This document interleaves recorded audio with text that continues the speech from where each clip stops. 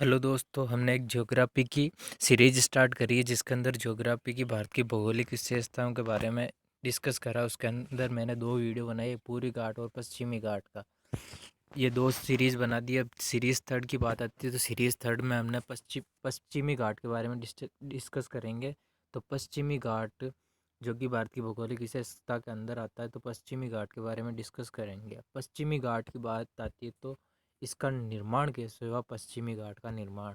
तो पश्चिमी घाट का निर्माण है जो कि प्लेटों के भ्रंश के द्वारा होती है। ये जो प्लेटें होती है, इस टाइप की ये प्लेटें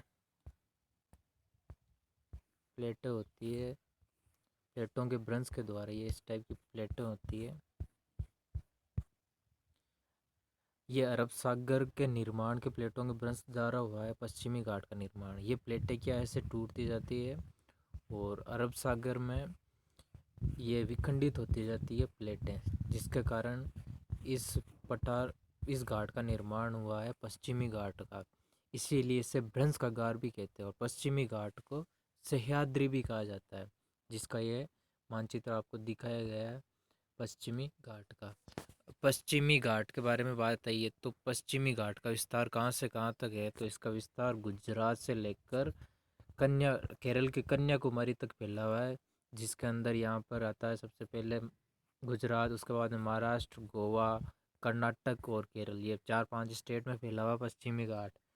और पश्चिमी घाट में यहाँ गोवा में एक 16 डिग्री अक्षांश होता है, जिसके बारे में मैंने कई बार बता दिया है पश्चिमी घाट के बारे में। इस प्रकार पश्चिमी घाट के बारे में हम डिस्कस करते हैं। तो पश्चिमी घाट, ये लोकेशन देख सकते हो पश्चिमी घाट ये आपको डायग्राफ है पश्चिमी घाट का। अब पश्चिमी घाट में इस इसकी स्टार्टिंग होती है पश्चिमी घाट की ताप्ती नदी से लेकर, या नीलगिरी पहाड़ियाँ होती है, नीलगिरी पहाड़ियों तक इस पश्चिमी घाट का विस्तार है पश्चिमी घाट का। अब नीलगिरी पहाड़ियाँ जो कि केरल के अंदर स्थित है। सबसे पहले इसमें बात करते हैं, यह 16 डिग्री अक्षांश है जो कि गोवा के अंदर पड़ता है। 16 डिग्री अक्षांश गोवा के अंदर, 16 डिग्री अक्षांश ये गोवा के अंदर पड़ता है। अब ये 16 डिग्री अक्षांश है जो कि इस सह्याद्री को दो पार्ट में डिवाइड करता है। एक ऊपर वाला है जो कि उत्तरी सह्याद्री, और नीचे वाला है जो कि दक्षिणी सह्याद्री कहलाता है, जो कि 16 डिग्री अक्षांश से दो पार्ट में डिवाइड करता है। अब उत्तरी सह्याद्री की बात आती है तो यहाँ पर ये महाबलेश्वर है, जहाँ से यह महाबलेश्वर से कृष्णा नदी निकलती है। महाबलेश्वर जो कि महाराष्ट्र की सबसे ऊंची चोटी है महाबलेश्वर। और सेकंड नंबर की बात आती है तो यहाँ पर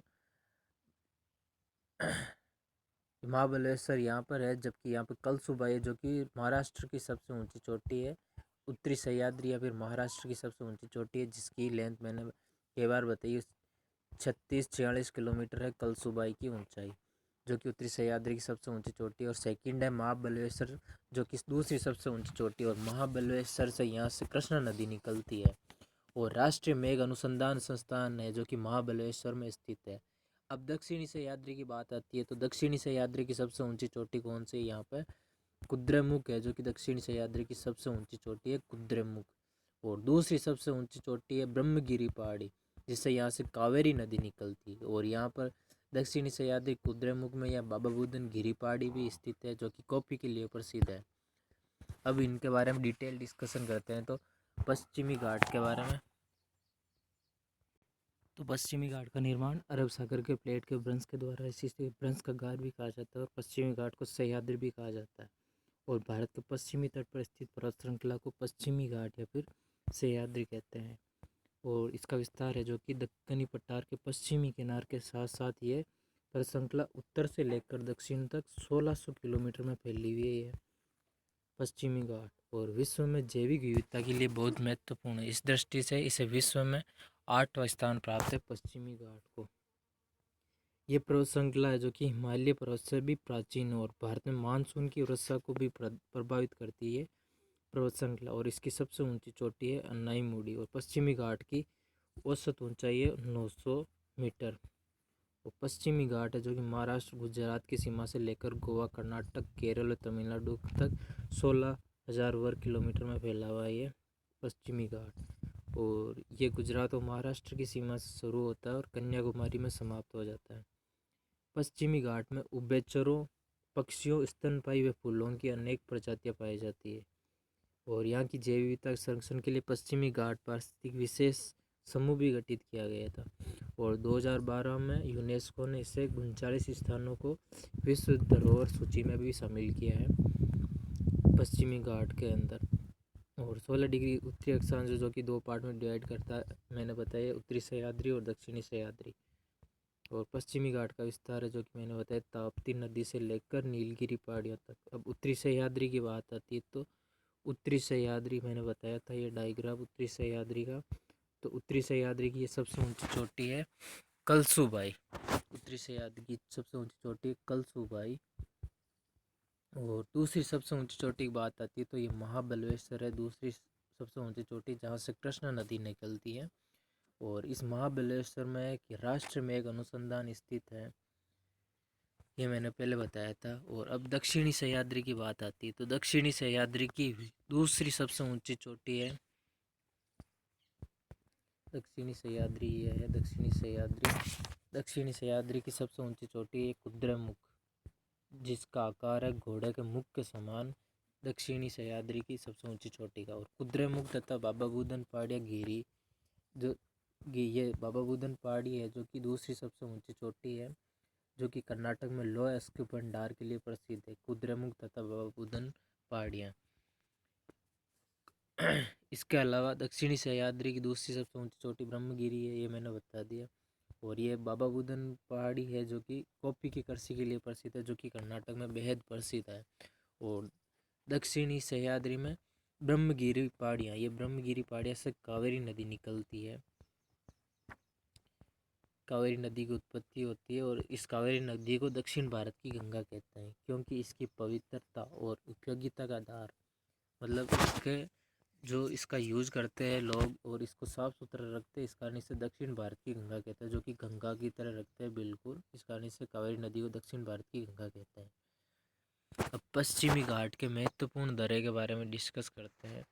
तो पश्चिमी घाट के महत्वपूर्ण दर्रे में आपको ये दिखाया गया थालघाट, भोरघाट, पालघाट, सैनकोटा या सिन्नेपकोटा। अब इनकी एक ट्रिक्स है जिन्हें याद रखने के लिए, TBPS ऑर्डर में याद रखने के लिए, थालघाट, भोरघाट, पालघाट और सिन्नेपकोटा या फिर कोटा। तो थालघाट का विस्तार आप देख सकते हैं, मुंबई से लेकर नासिक तक थालघाट का विस्तार है, थालघाट का। और इसके अलावा भोरघाट की बात है तो मुंबई से लेकर पुणे तक भोरघाट फैला हुआ है। और पालघाट है जो कि कोच्चि से लेकर कोयम्बटूर तक फैला हुआ है, पालघाट। और तिरुवनंतपुरम से लेकर सैनकोटा तक या फिर शिवकाशी मदुरई तक ये सैनकोटा घाट फैला हुआ है। अब थालघाट, ये मैंने वापस इसके नीचे डिस्क्रिप्शन में बता दिया है, थालघाट ये नासिक व मुंबई को जोड़ता है, भोरघाट पुणे व मुंबई को जोड़ता है, पालघाट है केरल व तमिलनाडु को जोड़ता है, कोच्चि को चेन्नई से जोड़ता है, ये थालघाट। अब सैनकोटा ये नागर कोयल और कार्डमम पहाड़ियों के मध्य स्थित है। कार्डमम पहाड़ियाँ ये केरल के अंदर है, जो कि तिरुवनंतपुरम को मदुरै से जोड़ता है, सैनकोटा। अब पश्चिमी घाट में महत्वपूर्ण पर्यटन केंद्र भी आते हैं। तो पश्चिमी घाट में स्थित पर्यटन केंद्र के बारे में डिस्कस करते हैं। तो यहाँ पर महाबलेश्वर, पंचगनी, महाथेरन, अम्बेली घाट, कुद्रेमुख, कोडेलुगु और लोनावाला, खंडाला जैसे पर्वतीय पर्यटन स्थित है। मैंने बताया महाबलेश्वर से मुंबई में कृष्णा नदी निकलती है महाबलेश्वर से, जो कि उत्तरी सह्याद्री की सबसे ऊंची चोटी है महाबलेश्वर। इसके अलावा शेरावती नदी पर एक घोरसोपा या जोग जलप्रपात स्थित है पश्चिमी घाट पर, जो कि भारत का सबसे ऊंचा जलप्रपातों में से एक है जोग जल। प्रसिद्ध यहाँ पर पर्वतीय पर्यटन केंद्र के अंदर कोडाईकोनाल तमिलनाडु के अंदर पालनी पहाड़ियाँ स्थित है। इस प्रसिद्ध पर्यटन केंद्र के अंदर ऊटी और उद्गम मंडल, जो कि तमिलनाडु प्रसिद्ध हिल स्टेशन है, जो कि नीलगिरी पहाड़ियों के अंदर है।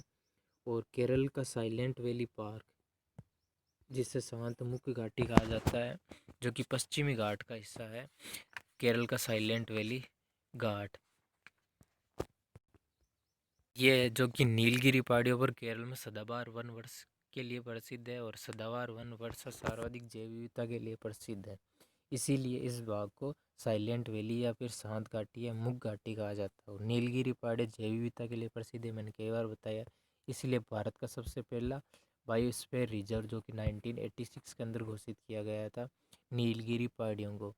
और नीलगिरी पहाड़ियाँ मैंने बताई थी पश्चिमी और पूर्वी घाट में भौगोलिक ग्रंथि का कार्य करती है। नीलगिरी पहाड़ियाँ जो कि तमिलनाडु, केरल और कर्नाटक के अंदर पाई जाती है नीलगिरी पहाड़ियाँ। इस प्रकार इस वीडियो में ये भी ख़त्म होते हैं। इस वीडियो को देखने के लिए धन्यवाद। इस वीडियो को अपने दोस्तों में शेयर करें, लाइक करें, कमेंट करें और चैनल को सब्सक्राइब करें। Thank you so much.